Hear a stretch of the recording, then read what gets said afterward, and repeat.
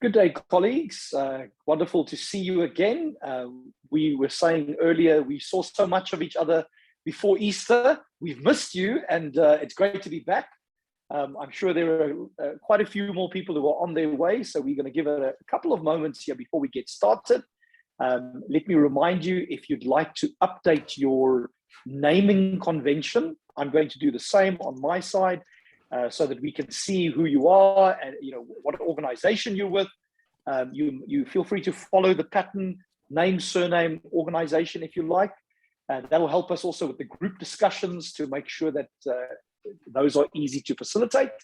And so we're going to get started here in just a moment.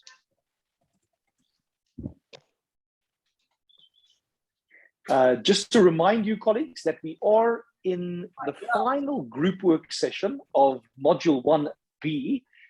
Next week, we're going to be moving to Module 1C. And so that's going to be exciting, some new content that we're going to be learning next week.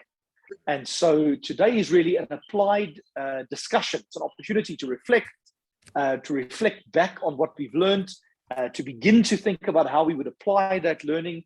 And so really an opportunity for some group reflection going into today's session. It looks like we're mostly here, quite a few people still coming through the waiting room. Johan, I'm going to ask if we could move to the next slide, maybe the slide, there we are, that gives us a sense of where we are in the process. We're still doing part 1B here, dealing with Foresight foundations. You would remember covering the 4-stage process. And as I say that, I've got a lovely bird outside my window. If you hear lots of bird noises, apologies. Beautiful bird making lots of noise. And talking about developing a Foresight mindset. If you look at the left-hand side, you'll see those little icons. The one is a compass. The one is a sort of a picture of an outline of a person with a picture of a brain. It's really foundational thinking that we're embedding right now in these early stages. And then from next week, we're going to start getting into the Foresight theory and methods and really getting practical and applying that, starting with part C there, doing a successful scoping of a Foresight experiment. And we're going to have Kat Tully, our colleague, teaching us and working with us on that. And then on the right-hand side, by way of reminder, we've got the 4-stage process, the operating principles.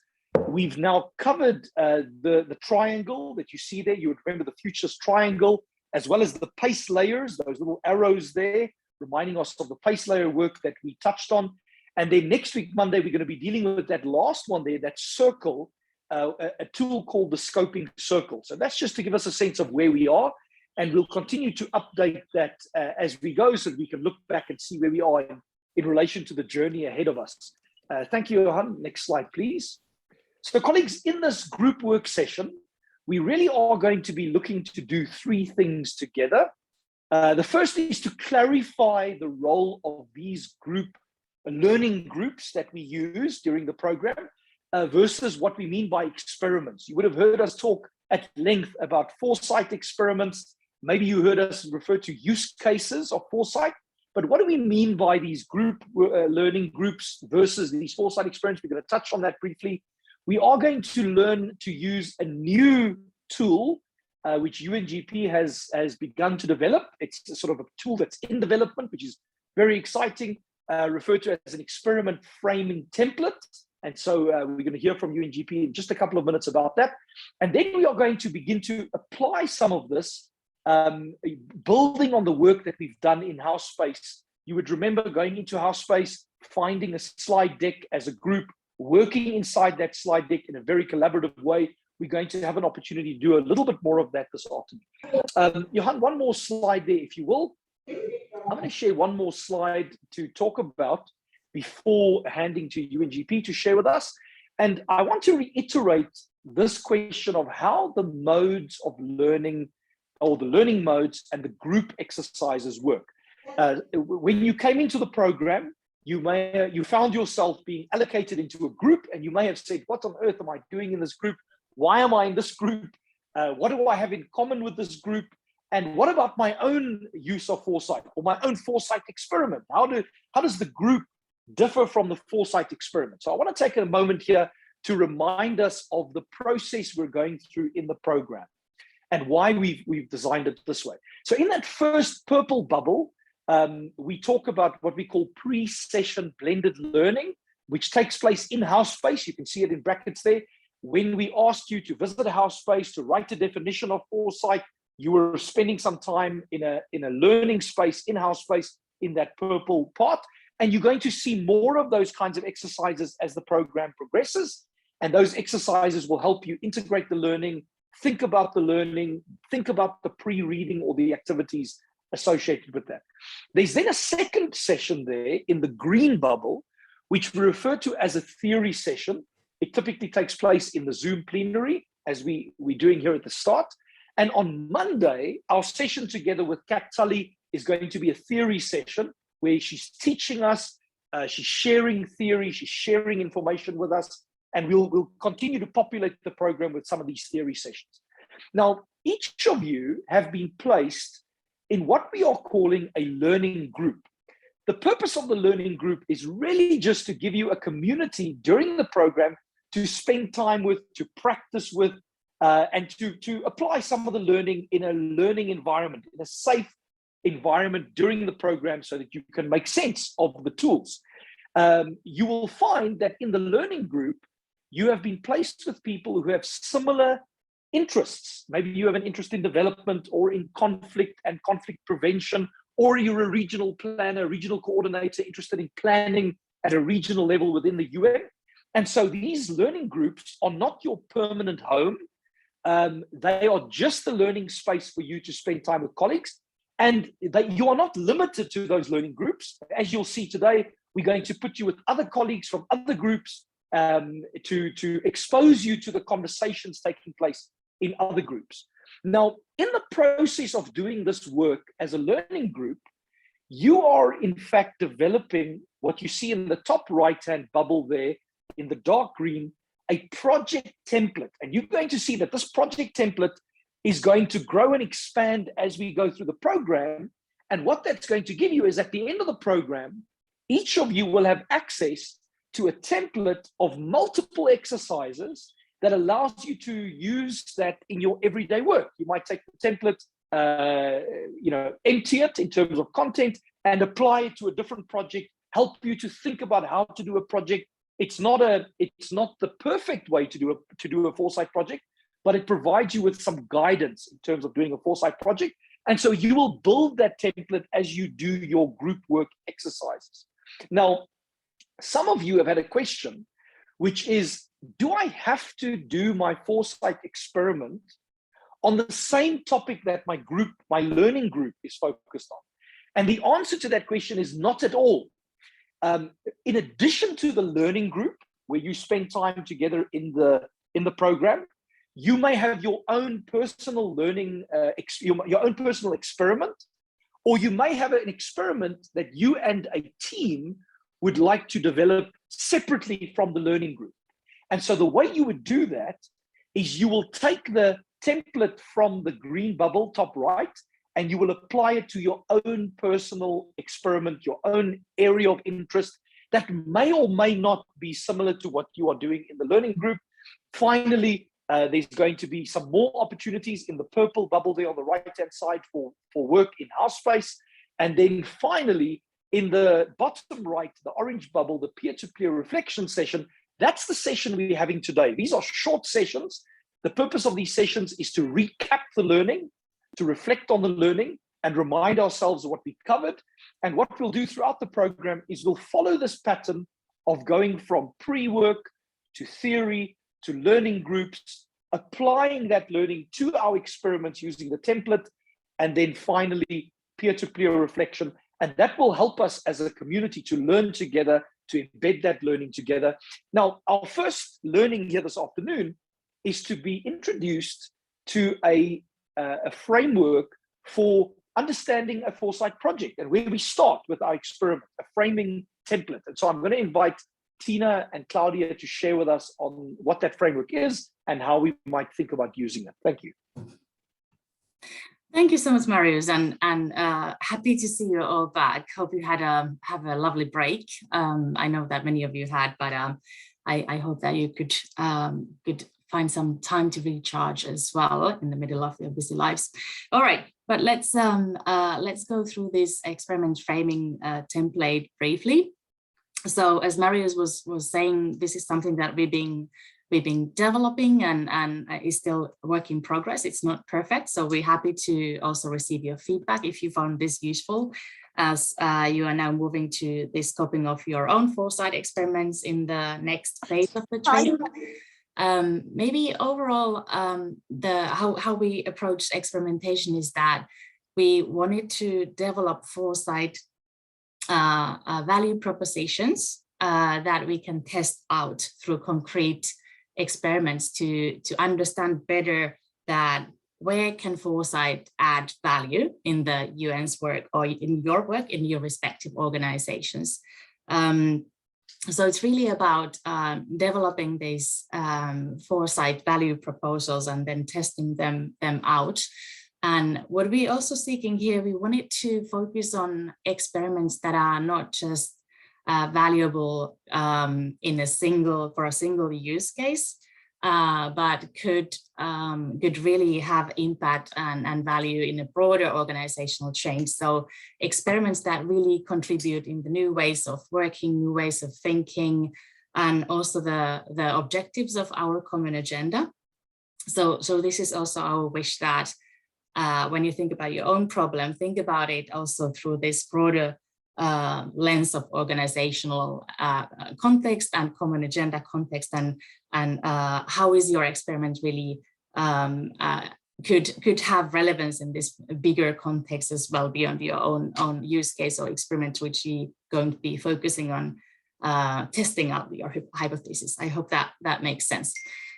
So we developed this framework with let's say 6 main questions. And I will go through them really quickly. So first of all, elaborating what is actually your challenge? What is your challenge you are trying to address with your experiment? And is it a current challenge that we are already painfully aware of? Or is it perhaps a challenge that is only emerging, but no one is addressing, that should be already on the agenda? So that's the first one. Then the second one, whose challenge it is. And this is really about being clear on who is the person or who are the persons who will act on the outputs of your experiment or the insights generated through your experiment. So who's your audience? And this is really important because we don't want to do Foresight just for sake of Foresight or generating reports, but we really want to do Foresight with an impact. So it's really important to identify from the very beginning that who is going to consume the insights or products or whatever is the output of your experiment and how they will do that. So we can also take this into consideration in the way we're designing the experiment. And then there's another aspect to it. So not just the kind of direct audience or consumer for your insights or outputs, but also thinking that who are the people who are influenced by this challenge? So not necessarily people who will act on fixing that and will take your work, integrate that into their own work, but who are the other people influenced by this challenge?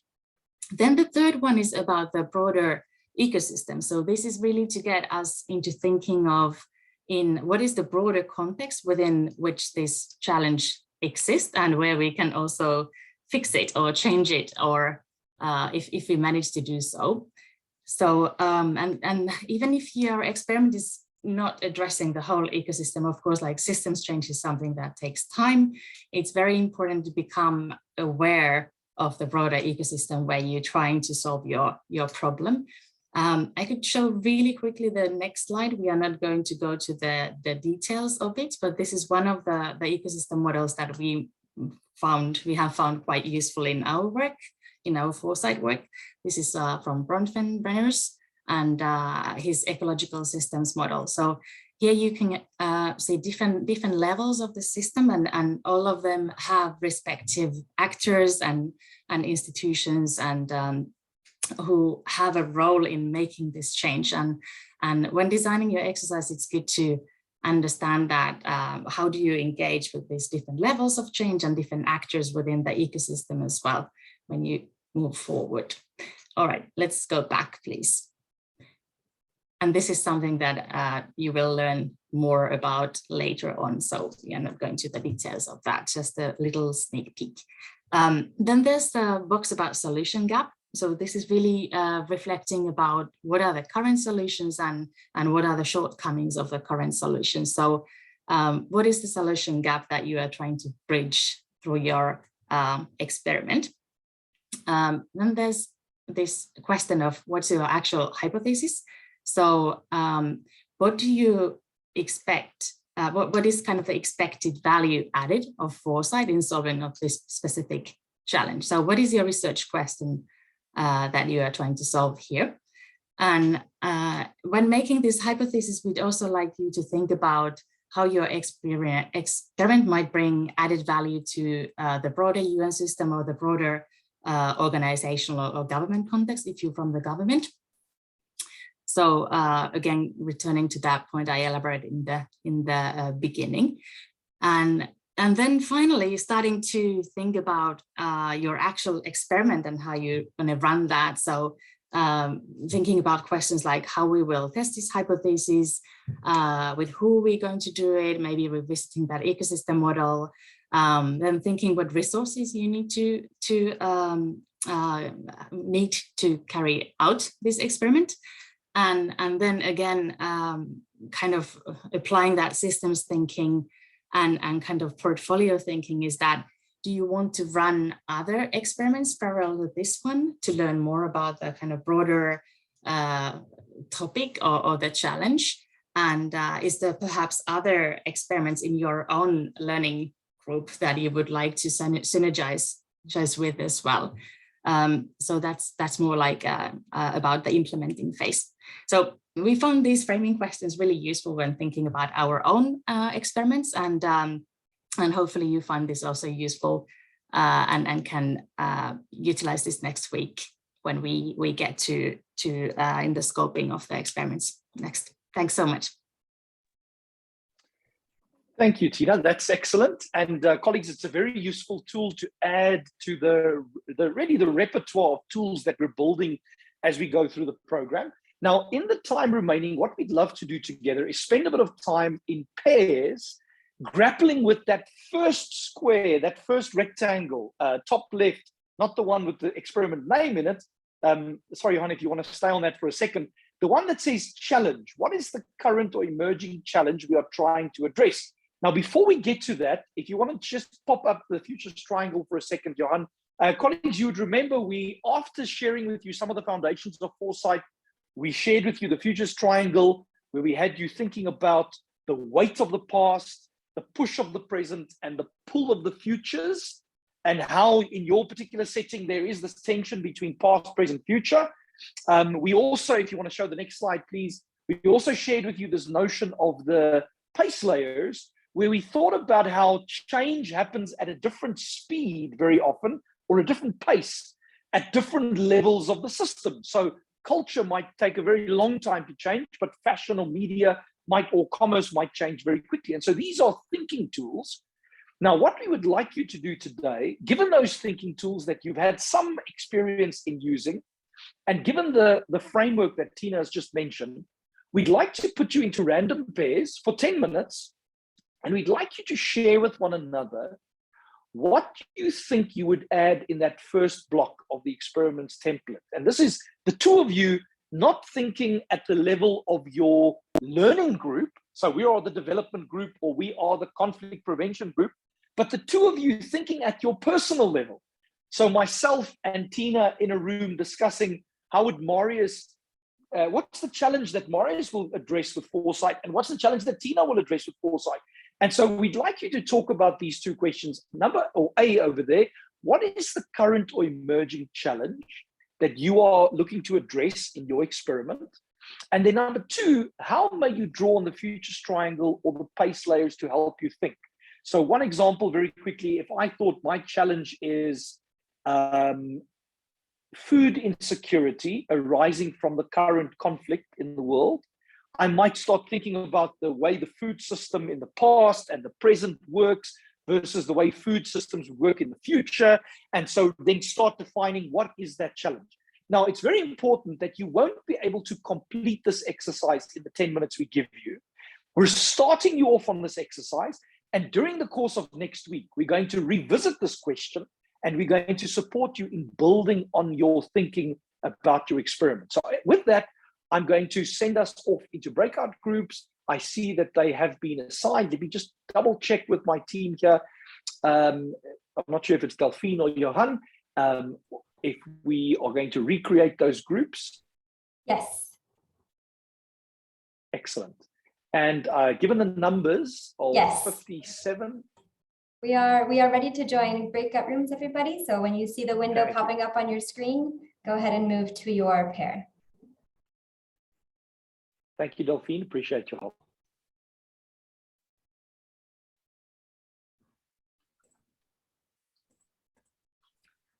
Marius, do you want to start with this slide or the next one? My sense is, Johan, just the exercise slide is fine. Thank you. Welcome back, colleagues. To those who are back, we are waiting for a few more to join, and we are aware that we're slightly over time, so we won't keep you too long. You know, many of you will have other engagements. We'll start wrapping up here in about 30 seconds time.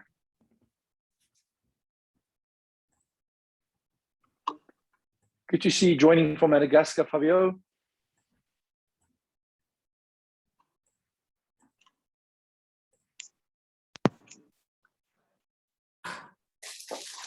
Welcome back, colleagues. Great to have you back. I know that we've gone a little bit over time, and so we'll just wait a few more seconds for the last few to come in, and then we'll begin to close.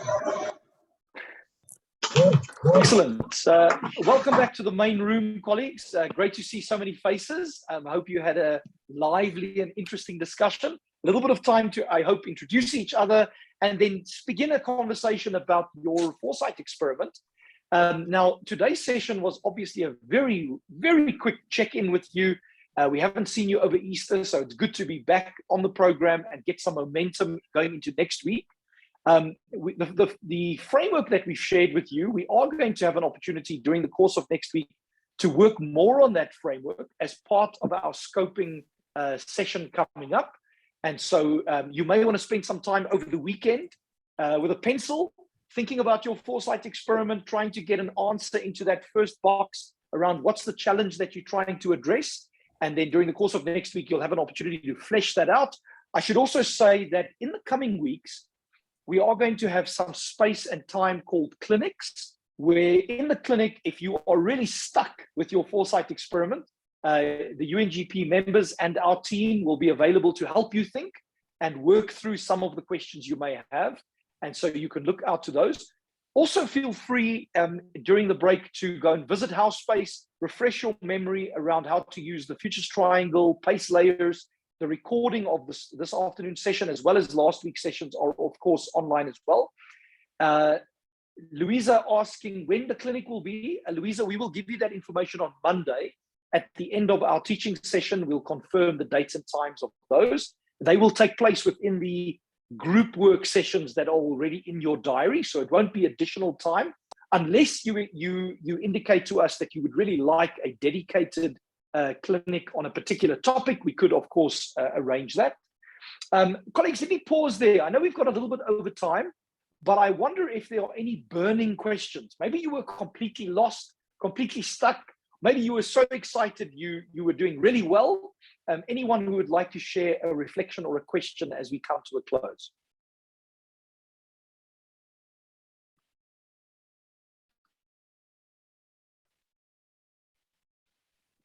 Well, Kat and I just received an email from Kat regarding digitalization at the UN and the strategies. So it was perfect for us. So we decided to it was like a synchronicity. So we decided to work on digital. So yeah, so we haven't, our problem is people not be able to see the end game, what a digital UN would look like. So it's really hard to get people to get on that path. Over. Very exciting, Chantal. We always love hearing about synchronicity when doing Foresight. I can see Johan smiling very broadly as well. Joaquin, go ahead with your comment. Yeah, thank you. One of the questions that, and I think probably we will cover in the next sessions, but just to anticipate, one lesson learned that I had after participating in several exercises is that usually Foresight, we use this long-term vision of what do we want to do in 2030, 2040. And sometimes the challenge we have is to link it to immediate policies, like to the short term, like, and especially when you have political cycles that go in 4 or 5 years, or sometimes even less. So that is some of the comments or questions or reflection for the future. Like, how can we address this challenge of linking this long-term planning or long-term thinking with short-term policies? Thank you. Thank you, Joachim. That's an excellent question. Johan, if you don't mind sharing the overview of the learning journey for a second while I just respond to the question. So the first thing to say, Joachim, is you're quite right. There is a view in the Foresight world that Foresight is really well-placed to help with long-term thinking. But it's important to say that Foresight is not limited to long-term thinking. A lot of the methods in Foresight lend themselves to long-term vision, long-term change analysis, but really the value of Foresight is really about very immediate practical application of those insights. Now, if you look at the learning journey that we've got on the screen, you'll notice that in module 3, we talk about moving from insights into action. And when we talk about moving from insights into action, you'll notice part C under module B talks about linking implications to strategies and action. And so in about 6 or 7 weeks' time, once we've gone through the analysis part of Foresight, the exploratory part of Foresight, we're going to be helping you think about practical ways of linking that Foresight to everyday policies, policy decisions in the immediate term. And then importantly, at the end, in module 4, we're going to be focusing on questions like, how do you get the Foresight insights in front of the policymaker in real time? Because of course, the policymaker is very often running very quickly, very short-term focused, very operational in their thinking because they're under pressure because of their executive responsibility. And so how do we bring the Foresight into their world in a way that has an impact? And so thank you for flagging that. I don't want to get too much into the how of that today, but I can assure you that we're definitely going to come to that and talk about that in quite some detail in module 3 and 4. Colleagues, I think we have time for 1 or 2 more questions or comments. I'm enjoying the discussion. If you do need to drop off, feel free to do so. We'll close in just a minute or 2. Who else would like to pose a question or a comment? So this is not only me, huh? UNESCO Wi-Fi Yeah. dropped. Hi. Sorry, yeah, and I just wanted to ask you, for the project, do we have to have this a personal one, or can we have a team one? Excellent question. Tina, would you like to take that one? Absolutely, and the answer is that you can do whatever feels right for you. So if you're already working with a team of colleagues, or if you found somebody who has similar interests with you in your learning group or taking this course, you are more than welcome to work together and develop your experiments together as a group and deliver as a team. But I know that some people also are not too keen on group work, and it might be difficult to organize the work in a way that you can find time to collaborate. So or you might have like already a very clear idea of what you want to work on. So in that case, you are very free to work on your own experiment. So whatever works for you.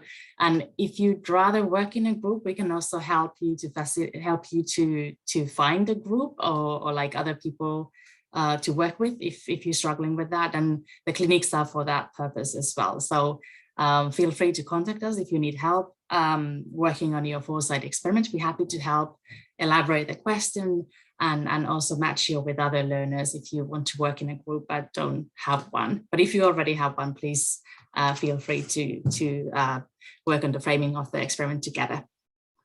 I hope. You. Yes. Thank you, Tina. And let me say, I see in the chat, Teresa is reaching out saying, if you want to work on climate change or disaster risk reduction, please connect.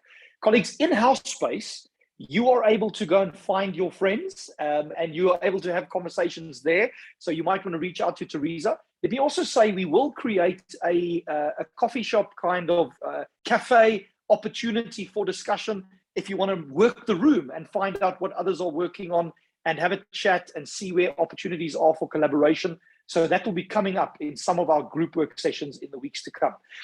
Thank you for giving us 10 extra minutes of your time. It's been very interesting and useful, and I hope that you take the framework that we've shared and it's, scribble on it over the weekend. A reminder that the Q&A tab in Housepace is always open. We do monitor that on a daily basis, and we've had some great questions already about Foresight methods and so on. And so feel free to visit the Housepace Q&A. Any questions you have, we will answer them there.